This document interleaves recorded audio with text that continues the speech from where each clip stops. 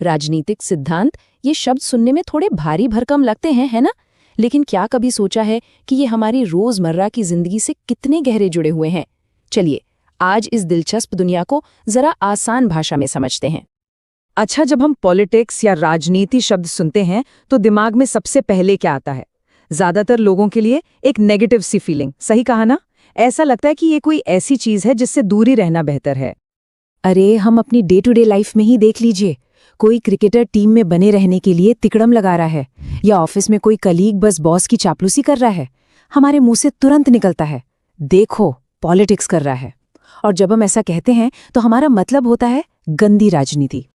और जब चारों तरफ यही सब देखने को मिलता है तो जाहिर है ज्यादातर लोग कहते हैं कि भाई, हमें तो राजनीति में कोई दिलचस्पी नहीं है, हम तो इससे दूरी रहते हैं। लेकिन रुकिए, महात्मा गांधी का इस पर एक बिल्कुल अलग और कह सकते हैं कि एक बहुत पावरफुल नजरिया था।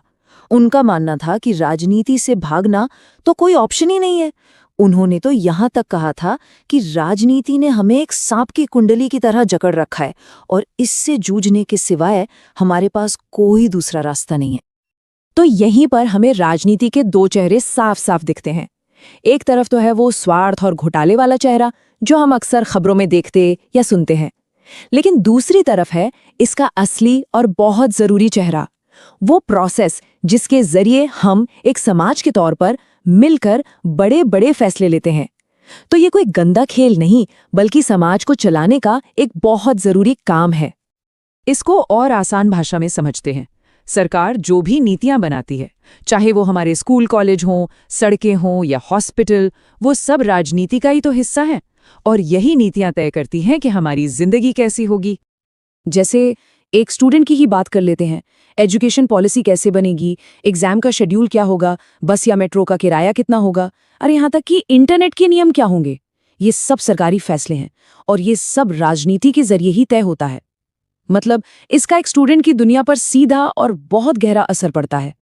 तो सवाल अब ये उठता है कि जब इतने सारे मुद्दे हैं, इतने अलग अलग विचार हैं, तो इनके बीच अपना रास्ता कैसे खोजा जाए? इन्हें समझने का सही तरीका आखिर है क्या? और बस यहीं पर एंट्री होती है राजनीतिक सिद्धांत की।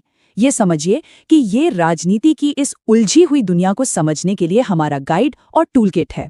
ये हमें फ्रीडम, इक्वालिटी, जस्टिस मतलब स्वतंत्रता, समानता और न्याय जैसे बड़े बड़े आइडियाज को एक सिस्टमैटिक तरीके से सोचने में मदद करता है। और हाँ, ये कोई नए सवाल नहीं है। अरे, ये तो एक ऐसी बातचीत है जो सदियों से, हजारों सालों से चली आ रही है। सोचिए, हजारों साल पहले प्लेटो और अरस्तू से लेकर रूसो, मार्क्स और हमारे अपने गांधी जी जिन्होंने स्वराज की बात की, और डॉक्टर अंबेडकर तक, हर दौर के महान विचारकों ने इन्हीं सवालों के जवाब खोजने की कोशिश की है। चलिए, समानता जैसे एक बड़े आइडिया को एक बहुत ही सिंपल रोजमर्रा के उदाहरण से समझते हैं। कल्पना कीजिए, आप किसी टिकट के लिए एक लंबी सी लाइन में खड़े हैं और तभी कोई बीच में आके लाइन तोड़ देता है। कैसा लगेगा? जाहिर है गुस्सा आएगा ना। बस अन्याय की ये जो फीलिंग है ना, ये सीधे सीधे समान अवसर के सिद्धांत से जुड़ी हुई है। लेकिन क्या समानता का मतलब हमेशा एक जैसा बर्ताव होता है? नहीं, इसका मतलब कॉन्टेक्स्ट के साथ बदलता है। देखिए, हम लाइन में तो समान अवसर चाहते हैं, पर जब बुजुर्गों या दिव्यांगों के लिए कोई अलग काउंटर होता है तो हमें वो सही लगता है। और जब हम देखते हैं कि गरीबी की वजह से कुछ बच्चे स्कूल तक नहीं जा पा रहे, तो हमें लगता है कि ये कितना बड़ा अन्याय है। तो कभी कभी न्याय करने के लिए अलग तरह का बर्ताव करना भी समानता का ही एक हिस्सा बन जाता है।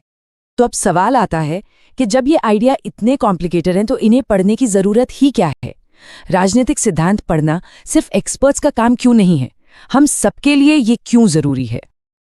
देखिए, राजनीतिक सिद्धांत का अध्ययन सिर्फ किताबी ज्ञान नहीं है, ये हमें असल जिंदगी के लिए तैयार करता है।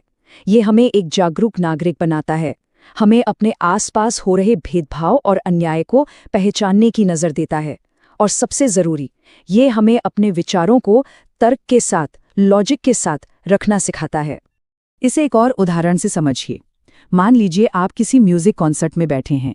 जब कलाकारों को पता होता है ना कि सामने बैठे लोग संगीत के जानकार हैं, तो वो और भी अच्छा परफॉर्म करने की कोशिश करते हैं। बिल्कुल उसी तरह जब देश के नागरिक शिक्षित और जागरूक होते हैं तो राजनेता भी जनता के प्रति ज्यादा जवाबदेह, ज्यादा पब्लिक स्पिरिटेड हो जाते हैं। हाँ, एक बात याद रखना बहुत जरूरी है। राजनीतिक सिद्धांत कोई मैथ्स जैसा सब्जेक्ट नहीं है। मैथ्स में ट्रायंगल की एक ही सही परिभाषा होती है ना? लेकिन यहाँ न्याय या स्वतंत्रता जैसे कॉन्सेप्ट्स की कई अलग अलग परिभाषाएं हो सकती हैं। और सच कहूं तो यही इसकी खूबसूरती है। ये हमें सिखाता है कि अलग अलग नजरियों को कैसे समझें और तर्कों का सम्मान करें। प्राचीन यूनान के महान दार्शनिक थे सुकरात। वो एथेंस की सड़कों पर घूमते हुए लोगों से बस यही तो करते थे। वो पूछते थे, अच्छा बताओ न्याय क्या है? और समाज में जो भी आम धारणाएं थी उन सब पर सवाल उठाते थे, ताकि लोग रटे रटाए जवाबों से आगे बढ़कर गहरी सच्चाई तक पहुंच सकें। और पॉलिटिकल थ्योरी का कोर भी यही है, सोचना, सवाल करना और बेहतर जवाबों की लगातार तलाश करना। तो अब ये सोचने वाली बात है कि हमारी अपनी जिंदगी में, हमारी क्लास में, हमारे घर में, दोस्तों के बीच समानता, न्याय और स्वतंत्रता जैसे ये सिद्धांत कहाँ-कहाँ दिखते हैं? अगर हम ध्यान से देखें तो राजनीति सच में हर जगह है।